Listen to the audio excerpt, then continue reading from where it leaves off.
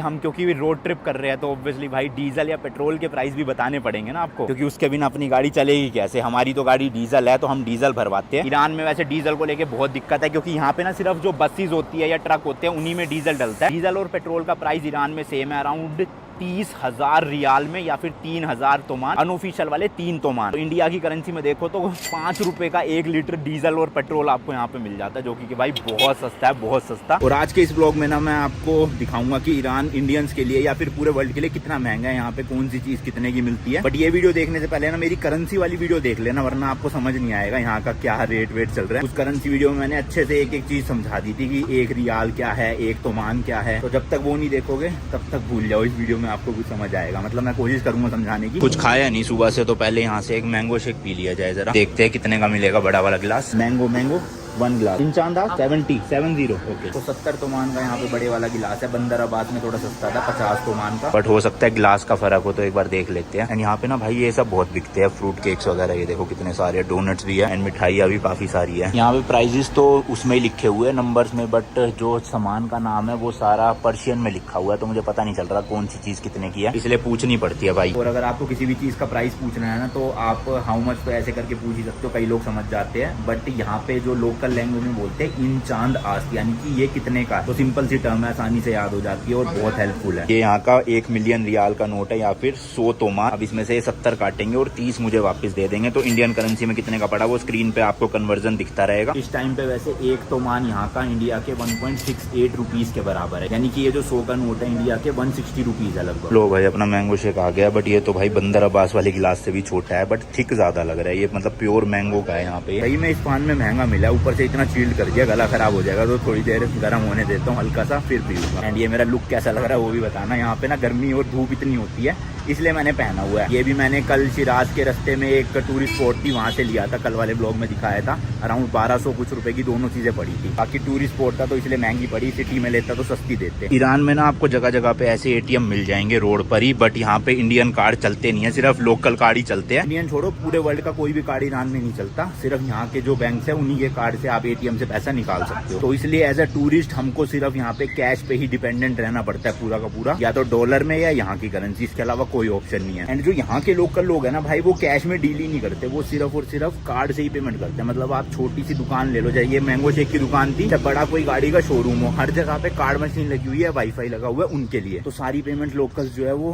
Card से ही करते हैं। कैश में तो भाई लाखों करोड़ों रुपए का ऐसे हिसाब किताब सा हो जाता है। यहाँ पे नोट इतने बड़े बड़े लाखों के, इसलिए लोग प्रेफर करते हैं कार्ड यूज करना। इंटरनेट एक तो यहाँ पे ना चलता तो है, बट स्पीड इतनी अच्छी नहीं है, और दूसरी चीज भाई आधी वेबसाइट ही नहीं चलती यूट्यूब जैसी, तो उसके लिए क्या वीपीएन लेना पड़ता है। सिम कार्ड लेने के लिए आपको कोई पासपोर्ट वूसपोर्ट नहीं देना, नॉर्मली एम ही दे देते हैं स्टोर में। कोई अच्छा बंदा टकरा गया तो $2 यानी कि इंडिया के 150 रुपए में भी आपको सिम कार्ड मिल जाएगी। और जो लूटने वाले लोग होते हैं वो भाई $13-14 या $17 या $20 भी ले लेते हैं। तो देख लो 10 गुना का फर्क आ गया, तो बार्गेन कर लेना। मैंने $2 वाली सिम भी देखी है कई जगहों पे, और कई जगहों पे $16 मैंने ली है, और कुछ दुकानदार $17 भी लेते हैं। बाकी इंटरनेट यहाँ पे सस्ता है भाई, लगभग 7 GB इंटरनेट का रिचार्ज हो जाता है अराउंड इंडिया के 45 रुपए में, तो यहाँ की करेंसी में 30 तोमान का रिचार्ज है। एंड ये भी डिपेंड करता है भाई कोई कितने लेता है कोई कितने, बट 30 में मिल जाएगा आपको आराम से। तो हम तो सारे यूट्यूब की वीडियोस उसी नेट से अपलोड कर रहे हैं, क्योंकि वाईफाई जितने भी होटल्स में है ना इतना घटिया है भाई, क्या बताऊं, बस यूज करने लायक नहीं है। चलो शुक्र है भाई स्टोर मिल गया एक, लेट्स गो। जैसे इंडिया में अपना ट्रोपिकाना का जूस आता है ना, यहाँ पे देखो सन स्टार करके है। एक तो यहाँ पे ना रेट लिखे नहीं होते, अब एक एक चीज का पूछना तो मुश्किल हो जाएगा, तो मेन चीजें दिखाता हूँ आपको। तो एंड ब्रेड नहीं मिल रही भाई, ब्रेड कहाँ से लाऊं, लेकिन ओके ये रे बाहर पड़े है। हाँ ब्राउन ब्रेड तो नहीं, व्हाइट ब्रेड लेनी है,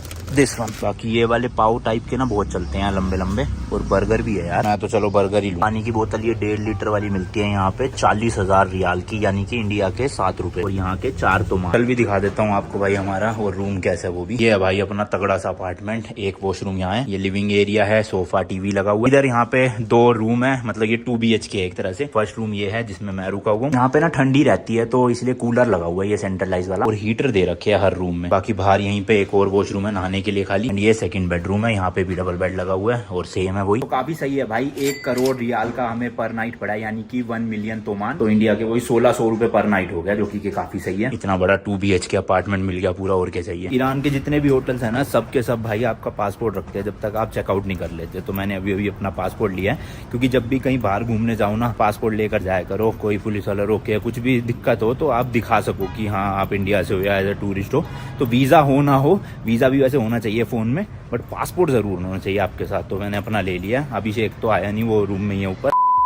अच्छा, सबसे इंपॉर्टेंट चीज़ भाई, हम क्योंकि रोड ट्रिप कर रहे हैं तो ऑब्वियसली भाई डीजल या पेट्रोल के प्राइस भी बताने पड़ेंगे ना आपको, क्योंकि उसके बिना अपनी गाड़ी चलेगी कैसे। हमारी तो गाड़ी डीजल है तो हम डीजल भरवाते हैं। ईरान में वैसे डीजल को लेके बहुत दिक्कत है, क्योंकि यहाँ पे ना सिर्फ जो बसेज होती है या ट्रक होते हैं उन्हीं में डीजल डलता है। जो नॉर्मल गाड़ी है ना वो सिर्फ पेट्रोल या सीएनजी पे चलती है। बट अभी हम देखो एक पेट्रोल पंप पे आए हुए हैं, ये लाल कलर वाला डीजल स्टेशन है, क्योंकि यहाँ पे सारी बसेज खड़ी है, इससे हम पहचान लगा पाते हैं। उधर वाला जो है वो भी लाल कलर का, बट वहाँ पे सारी गाड़ियाँ खड़ी है, जिसका मतलब वो पेट्रोल है। एंड वो जो सामने वाला है वहाँ पे सीएनजी है सारी। तो अंदाजा आप लगा लेना यहाँ पे क्या है, वरना गलती से डीजल गाड़ी में पेट्रोल मत भरवा लेना और पेट्रोल गाड़ी में डीजल मत भरवा लेना। आगे चल के आपको रेट दिखाता हूँ कितने रुपए का यहाँ डीजल और पेट्रोल का प्राइस ईरान में सेम है, अराउंड 30,000 रियाल में या फिर 3,000 तोमान, अनऑफिशियल वाले 3 तोमान। तो इंडिया की करेंसी में देखो तो 5 रुपए का 1 लीटर डीजल और पेट्रोल आपको यहाँ पे मिल जाता है, जो कि भाई बहुत सस्ता है, बहुत सस्ता, 20 गुना से भी ज्यादा सस्ता। इंडिया में पेट्रोल मेरे ख्याल 100 टच हो रहा है और कुछ कुछ स्टेट्स में तो 120 रुपए भी है, और डीजल 85 से 90 के बीच रहता है। तो सोचो भाई यहाँ पे 5 रुपए में मिल रहा है आपको, कितना सस्ता होगा। हालांकि डीजल इतनी अच्छी क्वालिटी का नहीं है, पेट्रोल अच्छा है यहाँ पे, क्योंकि गाड़ियां ज्यादातर पेट्रोल की है ना। बट ठीक है भाई, अब ईरान में चलाना है डीजल तो क्या ही है। टोटल हमने 4 से 5,000 किलोमीटर ईरान में कवर करने हैं, और आप सोचो 5,000 किलोमीटर के लिए अगर 10 की भी एवरेज हमारी स्कॉर्पियो निकाल दे, अराउंड 400 से 500 लीटर डीजल चाहिए, जो यहाँ पे कितने का आएगा, 2-2.5 हजार रुपए में। तो सोचो 2,000 के डीजल में हम पूरा ईरान क्रॉस कर जाएंगे भाई, गजब। अभी मैं इस्फहान के सबसे बड़े चर्च में जा रहा हूँ। गाड़ी नहीं ले जा रहा, गाड़ी खड़ी कर रखी है मैंने, क्योंकि सिटी ट्रैफिक में चलाने का मतलब नहीं, ऊपर से पार्किंग भी नहीं मिलती, तो बेटर है टैक्सी कर लो। और ईरान में स्नैप करके एक ऐप है, उससे आप टैक्सी वगैरह बुक कर सकते हो। बहुत सस्ती है भाई, बहुत सस्ती। डीजल मैंने आपको बताया ना कितना सस्ता है, इसी रीजन की वजह से टैक्सी भी बहुत सस्ती है। तो ये वो रोड है एंड इस वाली गली में होटल है, यहीं से बुक कर लेता हूँ। सिंपल है, बड़ा प्रोसीजर, बस ओरिजिन कंफर्म करना है, कहाँ पे जाना है वो कंफर्म करना है। जैसे मैंने जाना है बैंक कैथेड्रल, उसके बाद कंफर्म कर देना है। देखो भाई कितने है, 2,60,000 रियाल में टैक्सी बुक हो गई। चलो जितने ये सर्च कर रहा है जल्दी मिल जाएगी। वैसे तो 2,60,000 रियाल का मतलब है 26 तोमान, यानी कि इंडिया के बस 40 रुपए। यहाँ से 3 किलोमीटर है चर्च, 3 किलोमीटर के 40 रुपए सही है। तो इनिशियल अमाउंट होता है ना वो भाई ज्यादा ही लगता है, मतलब अगर आप 15 किलोमीटर 20 किलोमीटर जाओगे ना तो टैक्सी आपको सस्ती पड़ेगी, और 2-3 किलोमीटर जाने पे ऑब्वियसली महंगी पड़ती, क्योंकि एक फिक्स चार्ज होता है, वो तो लगना ही लगना है। लो जी, टैक्सी बुक भी हो गई है एंड 4 मिनट में आ रहे हैं ड्राइवर अपने। सलाम, हाउ आर यू। और यहाँ ईरान की टैक्सियों में ना कोई भी मीटर वगैरह नहीं होता, नॉर्मल बेसिक सी टैक्सी है। कुछ इस तरह की गाड़ियाँ चलती है बाबा आदम के जमाने की। तो जो भी अमाउंट इस ऐप में लिखा हुआ आएगा इतना ही पे करना है, कोई बढ़ेगा नहीं घटेगा नहीं कुछ भी। जैसे दुबई वाली वीडियो में मैंने आपको बताया था कि मीटर लगा होता है, ट्रैफिक होगा या फिर अगर लेट होंगे तो मीटर में पैसे भी बढ़ते जाते हैं, बट यहाँ पे ऐसा कुछ नहीं है। अब देखो रोड पे ट्रैफिक है, भले ही लेट हो जाए बट इतने ही पैसे देने हैं हमने स्टिल। यार चर्च का टाइम ना 5:30 बजे तक ही दिखा रहा है, और टाइम देखो 4:45 हो गए। तो बस ये ट्रैफिक में अटक ना जाऊं मैं।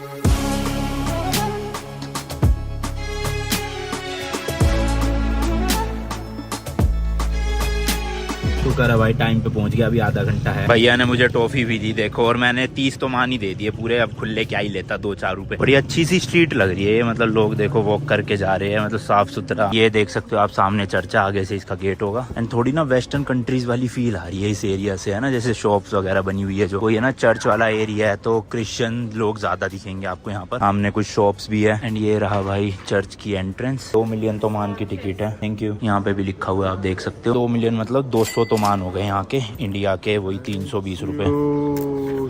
Thank you. ये देख लो भाई, कुछ इस तरह का ये पूरा कॉम्प्लेक्स है, काफी शांति है भाई एक्चुअल में। ये ना एक अर्मेनियन चर्च है जो कि लोकेटेड है न्यू जुल्फा डिस्ट्रिक्ट में। चर्च के नाम में जो वैंक वर्ड है ना वो डिराइव हुआ है अर्मेनियन वर्ड मोनेस्ट्री से। चर्च का एक्सटीरियर मोडेस्ट येलो ब्रिक से बनाया गया है। एंड भाई इसको बाहर से देख के जज मत करना, अंदर से देखो, इसका जो इंटीरियर है वो ट्रू मास्टरपीस है आर्ट का। यहाँ पर आप कुछ सीन्स भी देख पाओगे कैसे अर्मेनियंस टॉर्चर हुए थे ओटोमन्स के द्वारा। एंड ये जो ऊपर की तरफ भाई ब्लू एंड गोल्डन टाइल्स का कॉम्बिनेशन है ना, ओहो अलग ही एटमॉस्फेयर बना देता है चर्च के अंदर। एंड भाई ये चर्च ना one of the most popular tourist destination है इस्फहान की। जितने भी इस्फहान में टूरिस्ट अट्रैक्शन है ना वो ज्यादातर शाह अब्बास के रूल के टाइम पे ही बनाए गए थे। एंड इन्होंने ही ना पर्शियन एम्पायर की कैपिटल को काजवीन से इस्फहान शिफ्ट किया था 1598 में। ये जो चर्च है ना 1606 में एस्टेब्लिश किया गया था लाखों अर्मेनियन डिपोटीज के लिए जो ईरान आए थे during the Ottoman war. And इसकी जो कंस्ट्रक्शन है ना वो कंप्लीट हुई थी 1655 से 1664 के बीच। बाकी ये है the Armenian museum of New जुल्फा।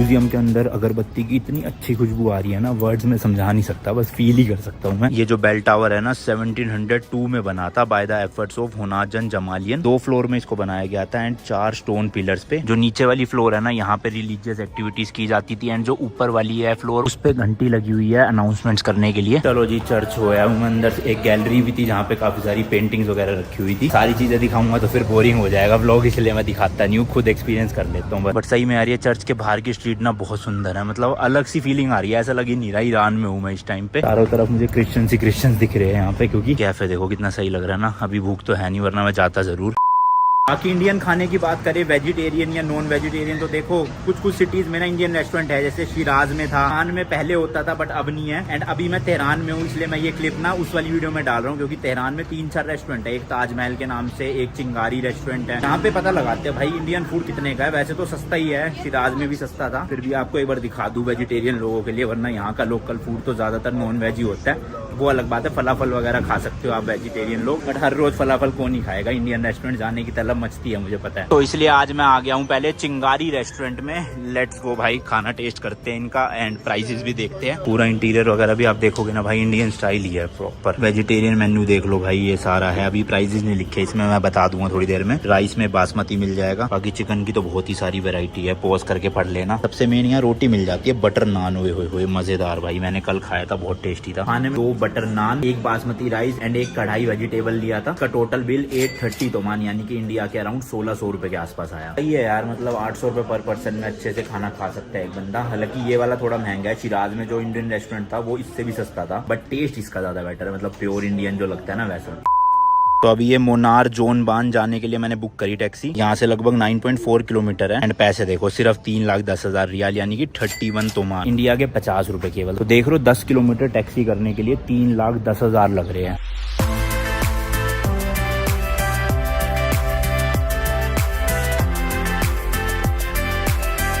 लो भाई, पहुंच गए हैं अपनी डेस्टिनेशन पे।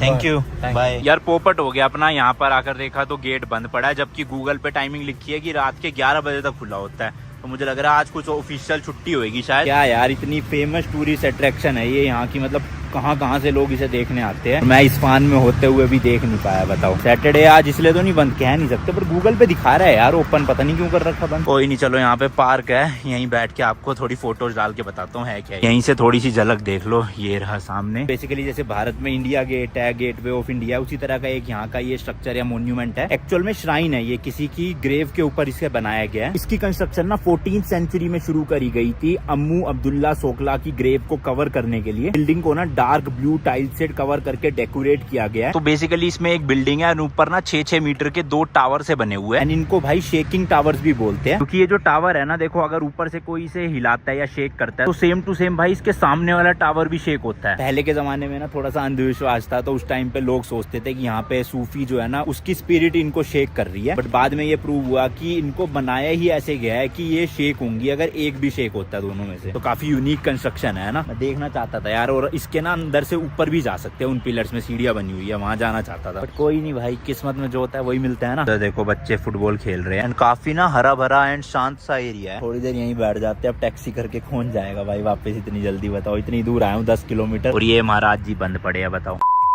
यार वोफल्स खाने के लिए ना एक कैफे की तलाश में आया हूँ, बट मिल नहीं रहा। और ये स्ट्रीट बहुत सुंदर सी है, शॉपिंग स्ट्रीट लग रही है, मतलब काफी लोग हैं यहीं के लोकल जो शॉपिंग करने आए हैं, खाने पीने आए हैं। बट मुझे तो ये वाला कैफे ढूंढना है, पूछना ही पड़ेगा किसी से। मुझे जहाँ तक लग रहा है इस वाली बिल्डिंग के अंदर है। लेट्स सी, एक बार चल के। कुछ मॉल टाइप का है ये। हाँ ये रहा बोर्ड लग रहा है ना, ऊपर है शायद, लिफ्ट से जाना पड़ेगा। मैंने रेटिंग्स देखी इसकी, काफी सही लग रही है यार, और वोफल्स खाने का मन भी था बहुत टाइम से। मिल गया जी, मिल गया। थोड़ा फैंसी सा लग रहा है रेस्टोरेंट, महंगा तो होगा, तो आपको प्राइस भी बता दूंगा। कैफे में मैंने भाई एक चोको लावा केक और पास्ता लिया था, साथ में 2 पानी की बोतल एंड 1 एक्स्ट्रा आइसक्रीम का स्कूप। मजा आ गया भाई खा के, टेस्ट तो एकदम तगड़ा था, पूरा ऐसे इंडिया की याद आ गई। बिल भी भाई सिर्फ 424 तोमान, यानी कि इंडिया के 700 रुपए आया है। सही है यार। और पास्ता इतना ज्यादा था क्वांटिटी वाइज, एक बंदा तो खा ही नहीं सकता था किसी भी हालत में, इसलिए मेरे से जितना खाया गया ठीक है, मैंने बाकी पैक कर लिया। अब जाके होटल में खाऊंगा मस्त रात को। एंड अब तो स्ट्रीट पे भाई बहुत भीड़ हो गई, काफी लोग आए हुए हैं। मुझे ऐसा लग रहा है ये एरिया ना थोड़ा पॉश एरिया है इस्फान का, मतलब काफी अमीर से लोग लग रहे हैं आए हुए। कैफे में भी अमीर से लोग दिख रहे थे चारों तरफ। जिस हिसाब से खाना टेस्टी था, प्राइस कुछ नहीं था ज्यादा।